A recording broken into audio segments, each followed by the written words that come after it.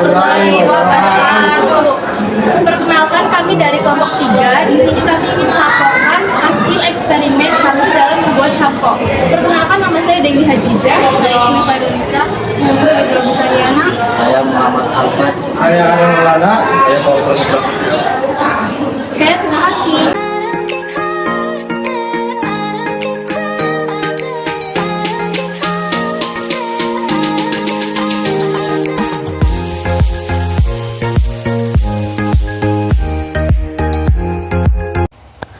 Tujuan praktikum 1.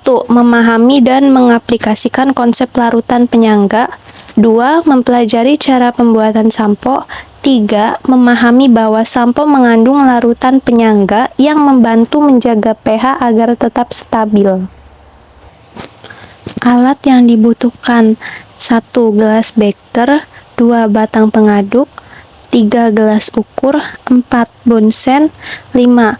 Botol. 6. pH meter. 7. Timbangan. Bahan yang dibutuhkan 1. Aquedes. 2. SLS. 3. Metionin. 4. Lisin. 5. Pewangi. 6. Asam sitrat atau citric acid. 7. Indikator pH universal.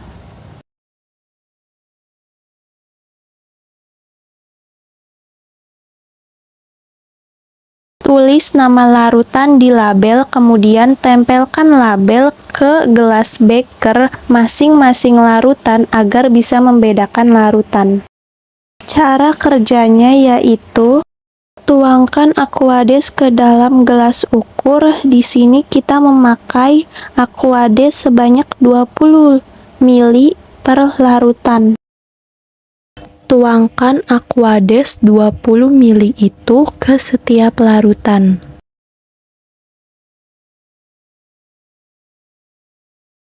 Aduk larutan teksanon hingga merata sampai keluar busa. Setelah berbusa dan menjadi warna bening, ambillah indikator pH universal, lalu masukkan ke dalam gelas beker yang berisi teksanon tersebut.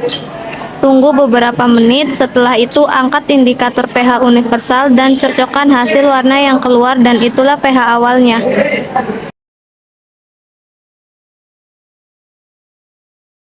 Aduk larutan lisin hingga merata sampai berwarna kuning pekat. Setelah berwarna kuning, ambillah indikator pH universal lalu masukkan ke dalam gelas beker yang berisi lisin tersebut.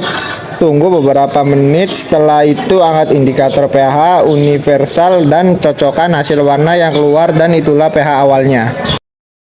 Aduk larutan metionin hingga merata sampai berwarna putih pekat seperti susu.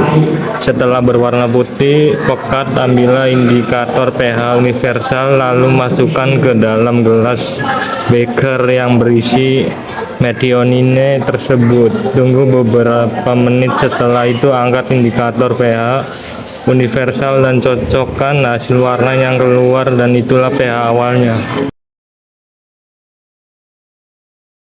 Setelah semuanya sudah dihitung pH-nya, kemudian campurkan ketiga larutan tersebut.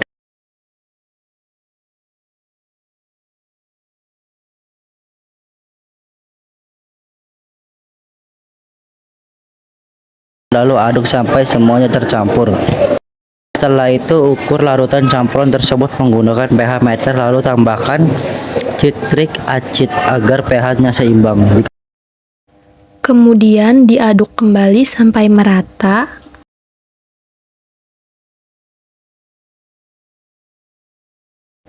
Dan kemudian diukur kembali menggunakan pH meter dan itulah pH akhirnya. Dan tulis pH akhirnya di dalam laporan.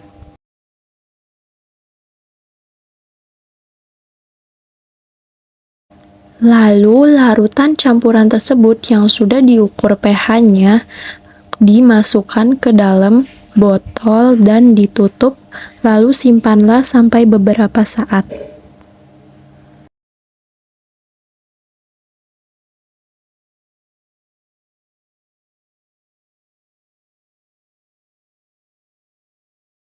Tabel pengamatan. Yang pertama ada tahap teksanon.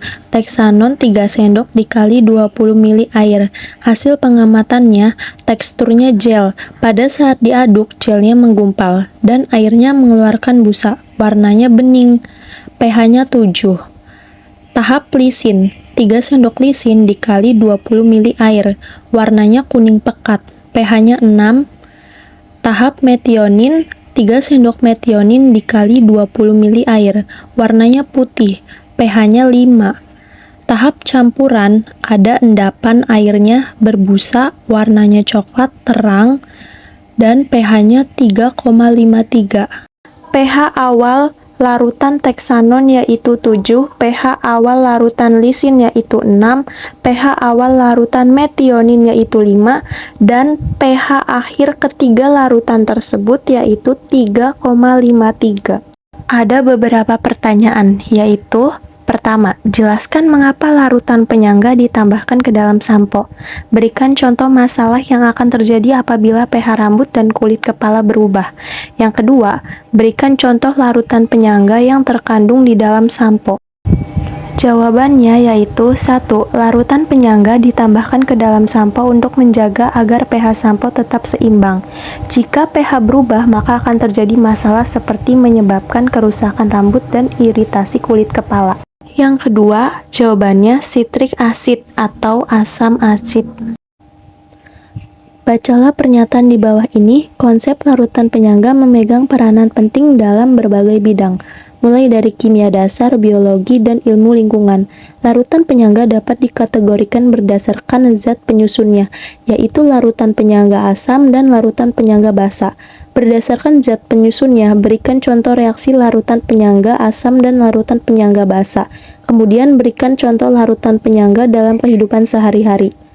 Jawabannya, larutan penyangga asam dalam kehidupan sehari-hari yaitu ada asam asetat, CH3COOH, natrium asetat, CH3COONA, asam fosfat, H2PO4, asam karbonat, H2CO3, asam sitrat, C6H8O7, amonium klorida, NH4Cl, boraks, Na2B4O7.